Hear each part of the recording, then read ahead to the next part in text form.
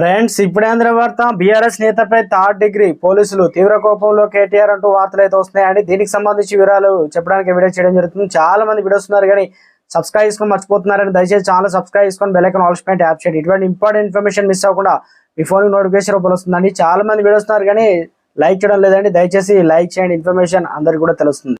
కేటీఆర్ వీడియోలు స్టేటస్ పెట్టిన అంతు చూస్తానని Narketpally SI Anthireddy strong warning ఇచ్చారని తెలుస్తుంది. నకరికల్ నియోజకవర్గంలో మాదగోని రమేష్ గౌడ్ అనేటువంటి బీఆర్ఎస్ కార్యకర్త కేటీఆర్ మాట్లాడిన వీడియో వాట్సాప్ స్టాటస్ పెట్టినందుకు కోమటిరెడ్డి అనుచరుడు బడ్డే భూపాలరెడ్డి పోలీసులకు అయితే చెప్పారట. ఈ తరుణంలోనే మాదగోని రమేష్ గౌడ్ ను నార్కట్పల్లి పోలీస్ స్టేషన్ కి పిలిచి ఎస్ఐ అంతిరెడ్డి బెల్ట్ తో ఇష్టం వచ్చినట్టు ఘోరంగా కొట్టాడాలని తెలుస్తుంది.